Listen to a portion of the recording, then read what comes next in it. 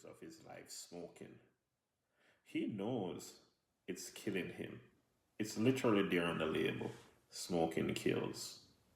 But he shrugs it off. He ignores it. Then one day, upon visiting a doctor's appointment, the doctor looks him in the eyes and say, I got bad news. It's too late. Your lungs are gone. You've got weeks to live, maybe hours to live. So he goes home, lies down, and prepares to die.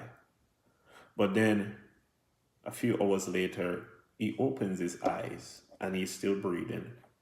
He's breathing brand new. He's breathing like a new man. He's never breathed like this before. He goes to the doctor's office and the doctor walks in and the doctor says, man, you've been given a transplant.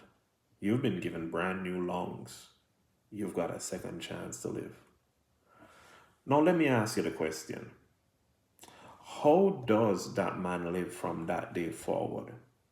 Does he wake up saying, I better follow 10 new steps to prove I deserve this? I don't think so. I don't think so if I was in the position. But he would wake up and he'd be in shock. Not only shock, he'd be crying. He'd be in gratitude thinking, who would do this for me? I did this to myself. Who would give up their life so I could breathe again? And that's the picture of Romans. That's the picture Romans 3 actually paints. Paul says all have sinned and fall short of the glory of God. That's all of us, including me. Like that man with the messed up lungs, we knew better, but we kept going. And we got the diagnosis. And it's clear from the text. We read the label. We read the Bible. The Bible said the wages of sin is death. So we knew the consequences. But here's the miracle that Paul presented in Romans 3, verse 24. He said, we are justified freely by his grace through the redemption, that's the purchase back, that came by Christ Jesus. Jesus stepped in as the donor. He took our debt into his own body.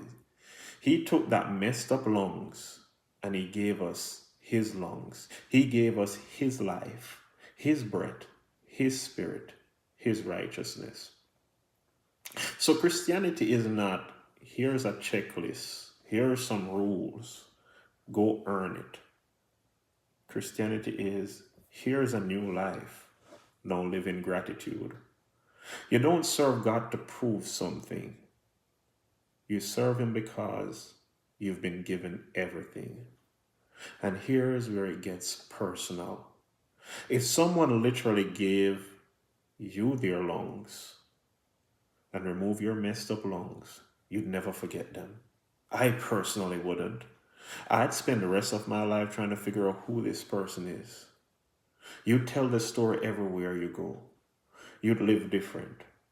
And you'd live different not because you had to, not because you're forced to, but because you couldn't believe the gift you'd been given. That's the gospel. Jesus is the one who gave his life so you could breathe again. Not so you could impress him or try to be the goody old shoe holier than thou you, but so you could love him back. So today the question isn't, am I doing enough? But the question is, who gave me these lungs? Who gave me this life? And how can I live in gratitude in him? That's the question.